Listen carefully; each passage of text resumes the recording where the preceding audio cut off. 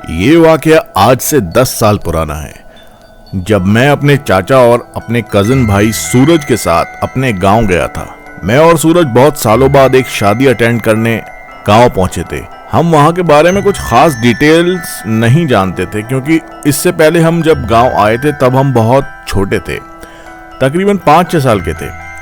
चाचा से गांव के बारे में बहुत कुछ सुना था, जैसे कि चाचा जब गांव में रहते थे तो वो अपने दोस्तों के साथ क्रिकेट और गिल्ली डंडा खेलते थे। गांव में एक बहुत बड़ा खाली मैदान है जहां पर साल में एक बार कुछ दिन के लिए मेला लगा करता था। उसी मैदान में सब खेला भी करते थे। ये मैदान गांव शुरू होने से पहले बस कोने पर ही था और उसी के बगल में था एक कुआं।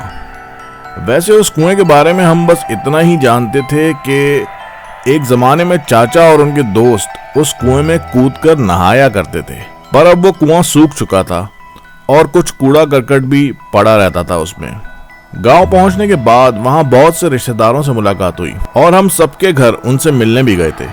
वहीं हमारी मुलाकात हमारे एक कजिन से हुई जिसका नाम अमित है। तो भाई फिर मुझे और सूरज को अमित ने ही पूरा गाँव घुमाया और इसीलिए अमित से हमारी काफी अच्छी दोस्ती हो गई थी। अमित हम दोनों की उम्र का ही है और इसीलिए अब हम तीनों ही घर की ऊपर वाली छत पर छुपकर सिगरेट भी पिया करते थे। दरअसल वहां छत पर आधा खाली था और आधे में कमरे बने हुए थे, तो हम कमरों के ऊपर वाली छत पर चढ़ जाया करते थे, जहां से गांव का काफी दूर का नजारा दिखता था। ये समझ लीजिए कि वो मेले वाला मैदान और कुआं भी नजर आता था। हम तीनों उस दिन छत पर बैठे हुए थे और उसी मैदान में शादी की तैयारियां शुरू हो चुकी थीं। अगले दिन शादी का प्रोग्राम वहीं पर होना था। शाम हो चुकी थी और हम लोगों की बातें चल रही थीं।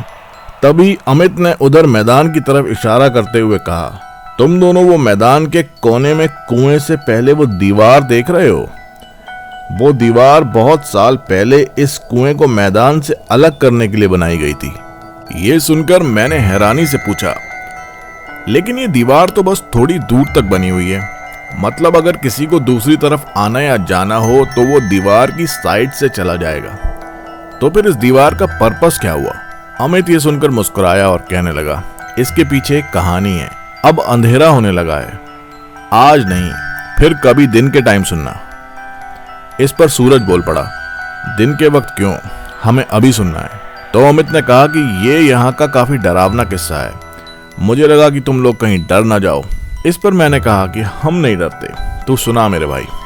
अब अमित ने वो कहानी सुनानी शुरू करी। ये तकरीबन 17 साल पुरानी बात है, जब ये कुआं सूख चुका था और गांव में अब कोई पानी के लिए कुएं पर डिपेंडेंट नहीं था, क्योंकि ट्यूबवेल और बोरिंग की पाइपलाइन से पानी घर बैठे मिल जाता था। इससे ये भी हुआ कि सब लोगों का कुएं की तरफ जाना बंद हो गया था।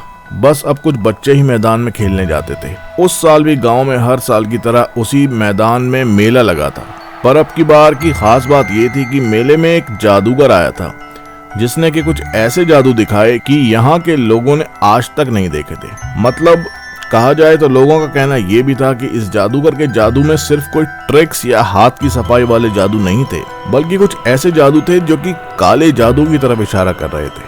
खैर, कुछ दिन में मेला खत्म हो चुका था, पर मेला खत्म होने के अगले दिन ही गाँव के 2 आदमी सतीश और इरफान देर रात तकरीबन 3 बजे उस मैदान से गुजर रहे थे। वैसे तो गांव में सब जल्दी सो जाते हैं, पर ये दोनों शायद शहर से वापस आ रहे थे। इतनी रात को कोई सवारी नहीं मिली तो पैदल ही चले जा रहे थे। तभी दोनों को थोड़ी दूर पर कुछ रोशनी सी दिखी।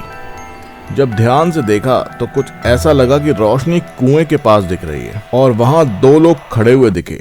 अब तक इन दोनों को कुछ समझ नहीं आ पाया था, क्योंकि बाकी पूरे मैदान में हर जगह घुप अंधेरा छाया हुआ था। अब जब ये दोनों उस कुएं के काफी करीब पहुंच गए तो इरफान ने सतीश का हाथ जोर से पकड़कर खींचा और वो दोनों वहीं मैदान के साइड पर कुछ झाड़ियों के पीछे छुप गए। और वहां से उन दोनों ने जो देखा उसे देखकर उनके होश उड़ गए। उन्होंने देखा कि वो जो 2 लोग दूर से देखे थे उनमें से एक तो वो मेले वाला जादूगर था, जो कि आज बहुत अजीबोगरीब गेटअप में था, और दूसरा वाला वो कोई इंसान नहीं था, बल्कि वो एक मूर्ति थी जिसको देखकर लग रहा था कि जैसे शैतान का स्टैचू हो, और वो हाइट में तकरीबन 8 फीट का होगा। जादूगर और वो स्टैचू आमने सामने खड़े हुए थे और ऐसा लग रहा था कि वो जादूगर उस स्टैचू से कुछ बात कर रहा हो, पर लैंग्वेज समझ नहीं आ रही थी। पर सबसे डरावनी बात ये थी कि जब वो स्टैचू से कुछ बोलता था तो एक भयानक आवाज में जवाब जरूर आता था। दूर से तो वो मूर्ति हिलते हुए नहीं दिख रही थी, पर उनके पीछे कुएं में से एक रोशनी आ रही थी, और वो रोशनी आग या किसी बल्ब की तो नहीं थी। ये सब अपनी आंखों से देखकर सतीश और इरफान दोनों ही इतना डर गए थे कि उनको अब ये समझ नहीं आ रहा था कि वहां से कैसे भागा जाए। तभी इरफान ने सतीश से कहा कि भाई हल्के हल्के करके यहाँ से खिसकते हैं, चल अब खड़ा हो जा और भागियो मत जब तक मैं ना कहूँ तो। सतीश ने इरफान की बात मान ली और वो दोनों एक दूसरे को हिम्मत दिलाते हुए हल्के हल्के करके झाड़ियों के पीछे से खड़े हुए। अभी बस खड़े ही हुए थे और चलना भी शुरू नहीं किया था कि तभी सामने थोड़ी दूर पर खड़े उस स्टैचू ने उन दोनों को पलट कर देखा। यानी उसकी पूरी गर्दन घूमी 180 डिग्री पर। उसका चेहरा बहुत भयानक था, आंखें बड़ी बड़ी लाल और गहरा काला रंग। पलटते ही उसने कुछ कहा भी, लेकिन उसकी बात शायद किसी और लैंग्वेज में होने की वजह से दोनों को समझ नहीं आई। लेकिन एक ही पल में दोनों को ये जरूर समझ आ चुका था कि ये जो भी चीज है ये गुस्से में है।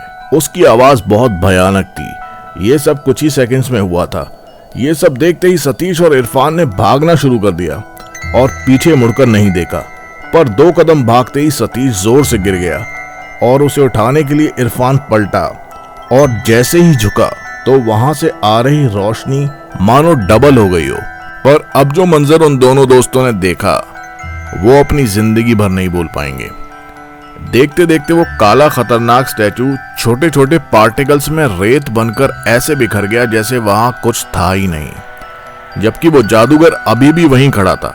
सतीश और इरफान वहां से किसी तरह भागे और गांव पहुंचे तो गांव में शोर मच गया, क्योंकि इन दोनों की हालत बहुत खराब थी। इसके बाद बहुत से गांव वाले इकट्ठा होकर लाठी, डंडे, आग की मशालें लेकर जब उनके बताए हुए लोकेशन पर पहुंचे तो वहां कोई भी नहीं था।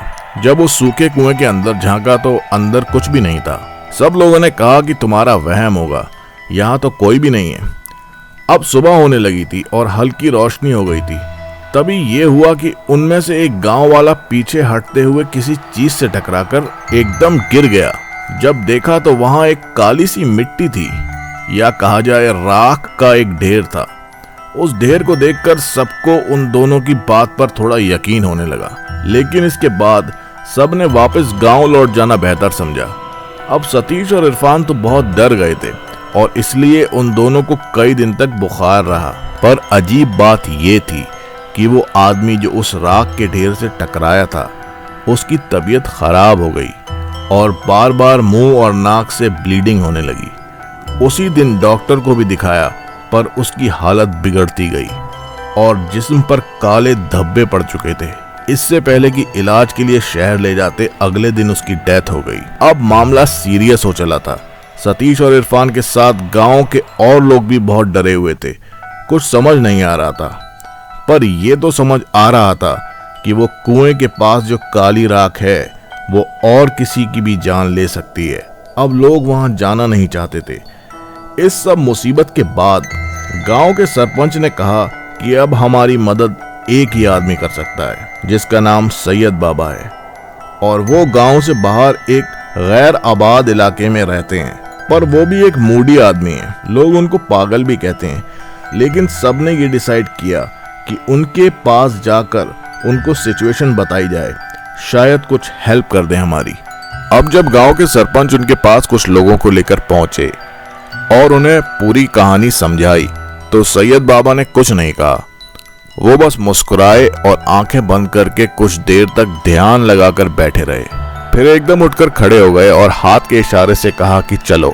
जब सब लोग बाबा को लेकर उस लोकेशन पर पहुंचे तो सब चीजों का जायजा लेने के बाद सैयद बाबा बोले, फिक्र ना करो, वो एक जिन है और उसी कुएं में रहता है। मैं अपनी तरफ से कुछ पढ़ाई करके उसे उसी कुएं में कैद कर दूंगा, पर ये याद रखना कि इस कुएं के आसपास और इस मैदान में, आसपास के खेतों में आज के बाद कोई ना आए, वरना नुकसान हो सकता है।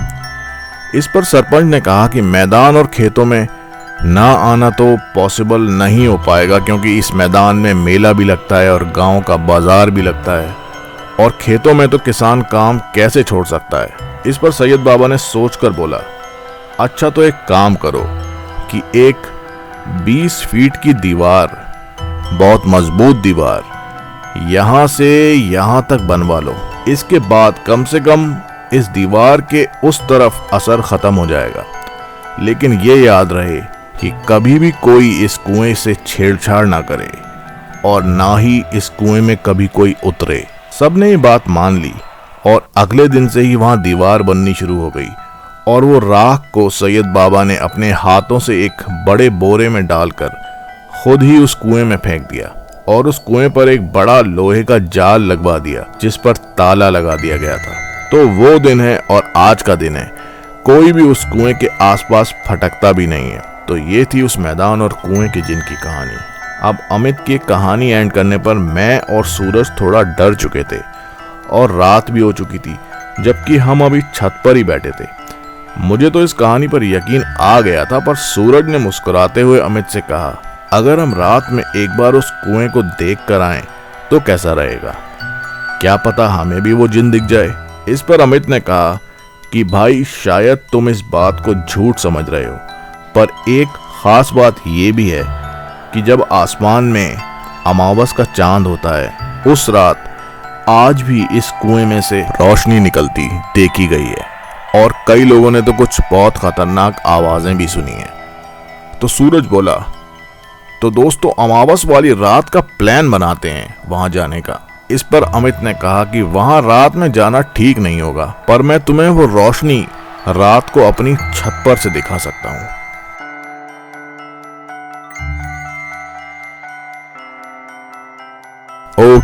ओके गाइस, इंटरवल हो चुका है इस कहानी का, मतलब बाकी कहानी इसके सेकंड पार्ट में आएगी। आपको क्या लगता है, क्या ये तीनों फ्रेंड्स इस कुएं पर जाएंगे?